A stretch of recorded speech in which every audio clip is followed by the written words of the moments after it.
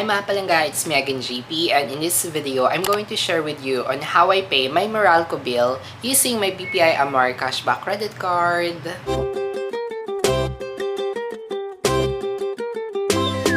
And before we start, just a quick info lang about this BPI Amar Cashback Credit Card. So this is a credit card where you can earn or get cashbacks every time you will use this in making payments. So kapag gamitin mo siya mga palangga sa mga groceries or supermarkets, you'll get 4% cashbacks. And if you're going to use it naman with your utilities o sa mga drugstore, you'll get 1% cashback. And for all other spending, at least minimum of 1,000 pesos or 1,000 pesos and above, so you'll get 0.3% naman for all other local or online spending. At dahil Meralco yung electricity provider namin, so share ko sa inyo mga palangga kung paano ko nga ba nababayaran yung Meralco bill ko of using my BPI Amar Cashback Credit Card. And take note, this is not just only for BPI Amar Cashback Credit Card, but also to all the types of credit cards din. At ang step number 1 natin mga palangga is i-download nyo lang yung Meralco app sa inyong mga cellphone kung cellphone yung gagamitin nyo. Pero kung hindi naman cellphone gagamitin nyo,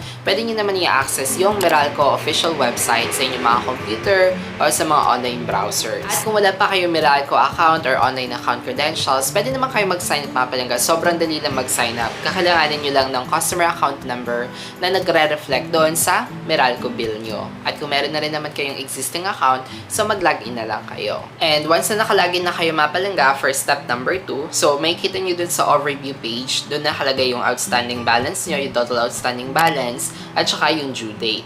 Tapos sa ilalim din nun mga palangga is nakalagay doon yung Pay Now button, yung may color green, blue na Pay Now button.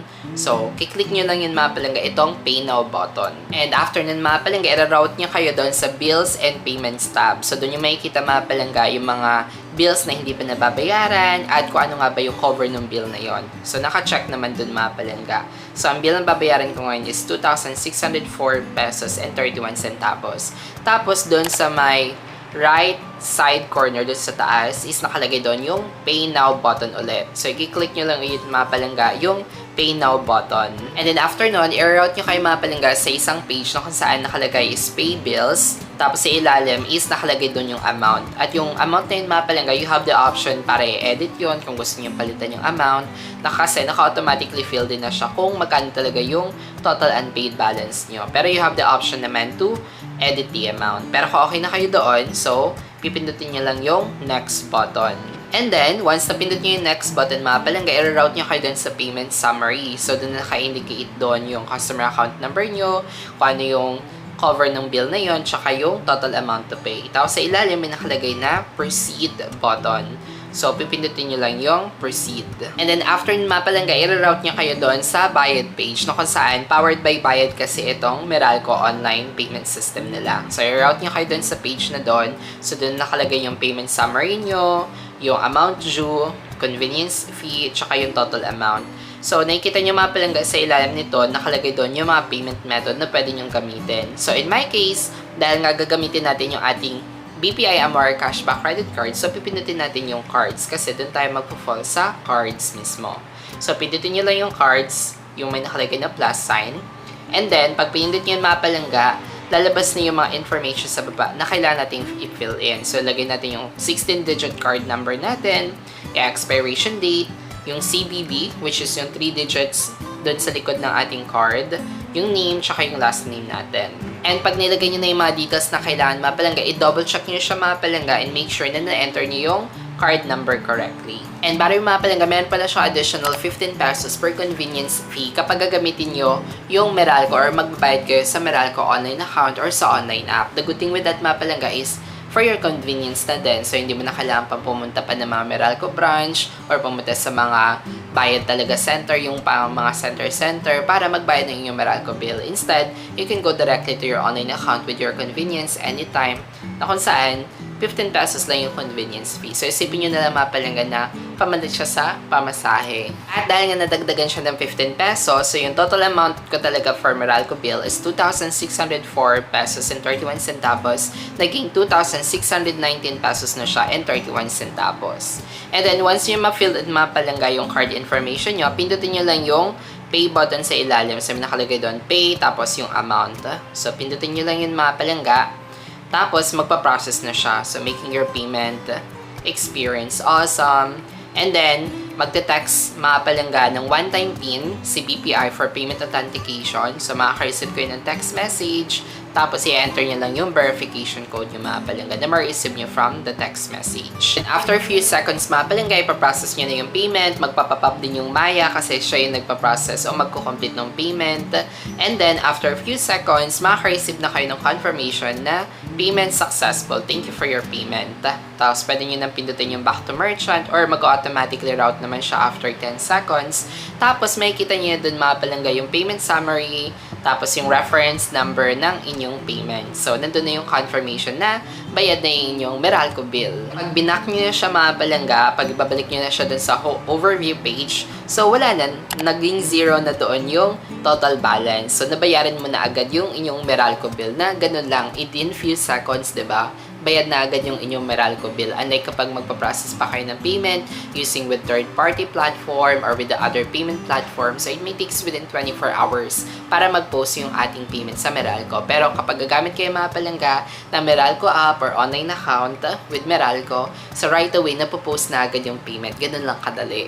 And now naman, compute natin kung magkano nga ba yung cashback na na-earn ko in paying my Meralco bill this time. So kung ang Meralco bill ko mga palangga, kasama yung convenience fee sa total of 2,619 pesos and 31 centavos, kapag kukunin natin yung 1%, which is magpo-fall siya sa utilities, so meron akong 26 pesos and 19 centavos. So, yun yung cashback na na-earn ko with this transaction. Pero nakakatuwa lang mga palingga kasi ang baba ng Meralco bill ko ngayon. Pero normally, yung Meralco bill ko talaga is nag-average siya ng 3,500 pesos. Siguro hindi kami masyado nakapag-aircon kasi malamig ngayon ang panahon.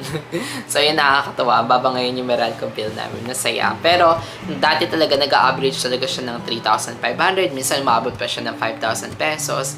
Pero let's say, naging 3,500 mga palangga yung Meralco bill ko. So, kapag kukunin ko yung 1% niya, 3,500 times 1%, so nasa 35 pesos din yun. Eh, kung sa isang taon, times 12, so 420 pesos din yun, diba? Depende sa inyo kung magkano nga ba yung Meralco bill nyo. Kung mas malaki yung Meralco bill nyo, so gamitin nyo na yung BPM or cashback credit card na kung saan you'll get cashbacks din sa pagbayad ng inyong mga Meralco bill, not just only Meralco bill, but also with other utility bills like yung water nyo kung kaya siya gamitin ng credit card, o yun yung mga internet bills. So, let's use and maximize our BPMR cashback credit card para makuha tayo ng cashbacks not just only in making payments, but also you'll get earnings then when you spend using your BPI-MR cashback credit card. So that's it for this video. I hope na nakatulong yung video na ito, lalo na sa mga nagbabayad ng mga Meralco bill dyan at saka sa mga merong BPI-MR cashback credit card. So I hope nakatulong itong video na ito on how you can maximize your BPI-MR cashback credit card